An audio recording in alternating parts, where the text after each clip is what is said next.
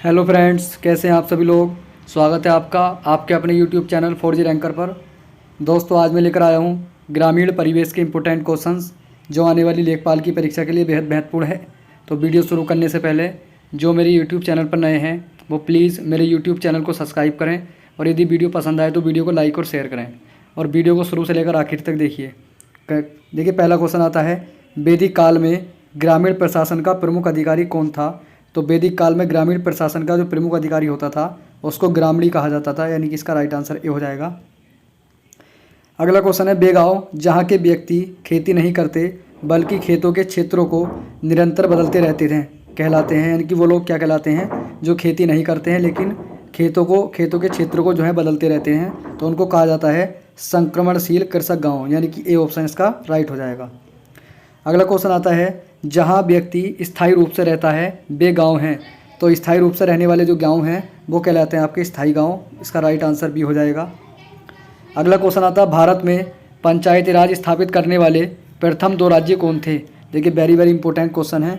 भारत में पंचायती राज स्थापित करने वाले 2 राज्य थे, राजस्थान और पश्चिम बंगाल, राजस्थान और आंध्र प्रदेश, का राइट आंसर सी हो जाएगा। राजस्थान और आंध्र प्रदेश में सबसे पहले पंचायती राज को लागू किया गया था। अगला क्वेश्चन आता है, पंचायती राज व्यवस्था के संदर्भ में पीके थुंगन समिति का गठन कब किया गया था। तो पीके थुंगन समिति पंचायती राज से संबंधित है और इसका जो गठन किया गया था ये किया गया था 1989 में, इसका राइट आंसर आपका बी हो जाएगा। अगला क्वेश्चन आता है, देखिए, पंचायती राज संस्थाओं के संबंध में अशोक मेहता समिति का गठन कब हुआ था। तो अशोक मेहता समिति का गठन जो किया गया था ये 1977 में किया गया था, जबकि देखिए पीके थुंगन समिति 1989 में आई थी। इंपॉर्टेंट है। अगला क्वेश्चन आता है, देखिए, कह रहे हैं ग्राम समाज का सर्वप्रथम उल्लेख किस साहित्य में मिलता है। तो ग्राम शब्द का सबसे पहला उल्लेख जो मिलता है ये मिलता है आपका वैदिक साहित्य में, इसका राइट आंसर आपका बी हो जाएगा। अगला क्वेश्चन आता है, एक ग्राम में ग्राम के वार्डों से चुने हुए कितने सदस्य होते हैं जिन्हें पंच कहा जाता है। तो ये होते हैं आपके 7 से 17, यानी कि कम से कम 7 और अधिक ये 17 हो सकते हैं। अगला क्वेश्चन आता है, संविधान के किस अनुच्छेद के अंतर्गत ग्राम सभा का प्रावधान है। तो अनुच्छेद नंबर देखिए 343 के ए में आती है ग्राम सभा, यानी कि इसका राइट आंसर ए हो जाएगा। इंपॉर्टेंट है। अगला क्वेश्चन आता है, ग्राम सभा के उप प्रधान का चुनाव कौन करता है। तो ग्राम सभा के उप प्रधान का जो चुनाव किया जाता है ये ग्राम पंचायत के सदस्य करते हैं, इसका राइट आंसर ए हो जाएगा। इंपॉर्टेंट है। अगला क्वेश्चन आता है, ग्राम सभा के भावी सर्वांगीण विकास हेतु सार्वजनिक उपयोग की भूमि है। तो ये भूमि जो कहलाती है आपकी, ये कहलाती है आपकी आबादी वाली, खेल का मैदान और चिकित्सालय, सभी इसका राइट आंसर हो जाएगा। अगला क्वेश्चन आता है, ग्राम सभा की कार्यपालिका है। तो ग्राम सभा की जो कार्यपालिका होती है ये ग्राम पंचायत होती है, इसका राइट आंसर ए हो जाएगा। अगला है, निम्न में से कौन सा ग्राम सभा का कार्य है। तो ग्राम सभा का कार्य निम्न में से देखिए, सामुदायिक कल्याण भी होता है, बजट पर विचार विमर्श भी होता है और वार्षिक लेखा पर चर्चा भी होती है, यानी कि इसका राइट आंसर डी हो जाएगा, ये सभी। अगला क्वेश्चन आता है, पंचायतों की लेखाओं की सह परीक्षा किसके द्वारा की जाती है। तो पंचायतों के लेखाओं की जो है सह परीक्षा की जाती है ये की जाती है आपका, देखिए, राज्य विधानमंडल के द्वारा, इसका राइट आंसर सी हो जाएगा। अगला है, एक व्यक्ति के लिए पंचायत का सदस्य बनने की न्यूनतम आयु सीमा कितनी होती है। तो पंचायत का सदस्य बनने के लिए न्यूनतम आयु सीमा होती है, देखिए, इसका राइट आंसर हो जाएगा 21 वर्ष, ये ऑप्शन का राइट हो जाएगा। अगला क्वेश्चन आता है, क्षेत्र पंचायत के कार्यों में किसे शामिल किया जाता है। तो क्षेत्र पंचायत के कार्यों में सभी आते हैं, इसमें कीटनाशक दवाओं का वितरण भी आता है, कुटीर एवं लघु उद्योग का विकास भी आता है और शौचालयों का निर्माण भी इसी के अंतर्गत आता है, तो इसका राइट आंसर हो जाएगा उपरोक्त सभी। अगला क्वेश्चन आता है, पंचायत की सबसे छोटी इकाई है। तो पंचायत की सबसे छोटी इकाई जो होती है ये ग्राम सभा होती है, इसका राइट आंसर ए हो जाएगा।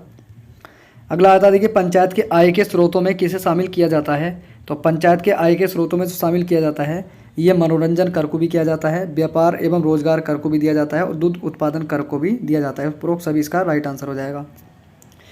अगला क्वेश्चन आता है, क्षेत्र पंचायत का क्षेत्र राज्य सरकार द्वारा संविधान के किस अनुच्छेद के द्वारा निर्धारित किया जाता है।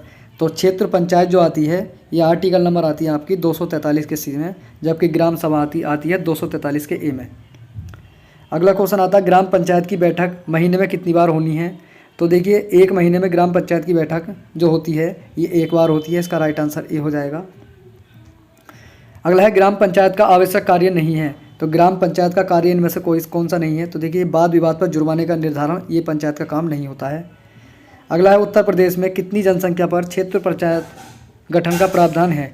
तो कितनी जनसंख्या पर क्षेत्र पंचायत के गठन का प्रावधान किया गया है? तो इसका राइट आंसर हो जाएगा 1000 की जनसंख्या पर क्षेत्र पंचायत के गठन का प्रावधान किया गया है। अगला है उत्तर प्रदेश में एक वर्ष में न्यूनतम कितनी ग्राम सभा की बैठक होनी चाहिए? तो एक वर्ष में देखिए ग्राम सभा की न्यूनतम बैठक जो होती है ये 2 होती हैं, कम से कम 2 तो अवश्य होनी चाहिए। इसका राइट आंसर डी हो जाएगा। अगला है तहसील स्तर पर सरकारी निकाय को क्या कहा जाता है? तो तहसील स्तर पर सरकारी निकाय को कहा जाता है पंचायत समिति। इसका राइट आंसर ए हो जाएगा, वेरी वेरी इंपॉर्टेंट है।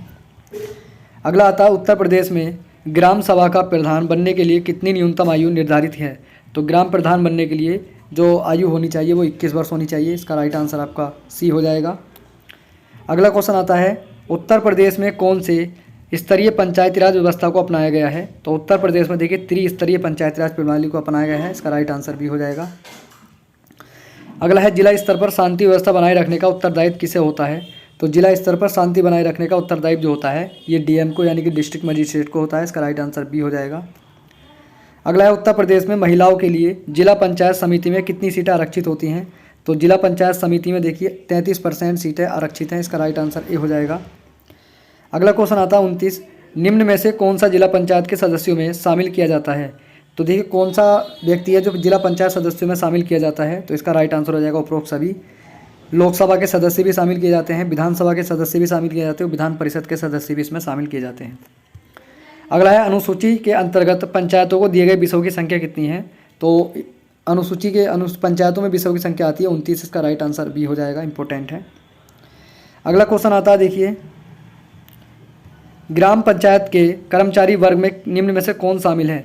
तो ग्राम पंचायत के कर्मचारी वर्ग में जो शामिल होते हैं ये सभी होते हैं। पंचायत सचिव भी इसके अंतर्गत आता है, चौकीदार भी इसके अंतर्गत आता है और ग्राम सेवक भी इसी के अंतर्गत आता है, यानी कि इसका राइट आंसर डी हो जाएगा। अगला है देखिए भारत में सामुदायिक विकास कार्यक्रम किस वर्ष प्रारंभ किया गया था? तो सामुदायिक विकास कार्यक्रम 1952 में प्रारंभ किया गया था। इसका राइट आंसर बी हो जाएगा, इंपॉर्टेंट है। अगला है क्षेत्र पंचायत का सदस्य बनने के लिए न्यूनतम आयु सीमा कितनी है? तो क्षेत्र पंचायत के सदस्य बनने के लिए न्यूनतम आयु 21 वर्ष होनी चाहिए। इसका राइट आंसर बी हो जाएगा। अगला क्वेश्चन आता है संविधान के किस भाग में पंचायतों के बारे में प्रावधान किया गया है?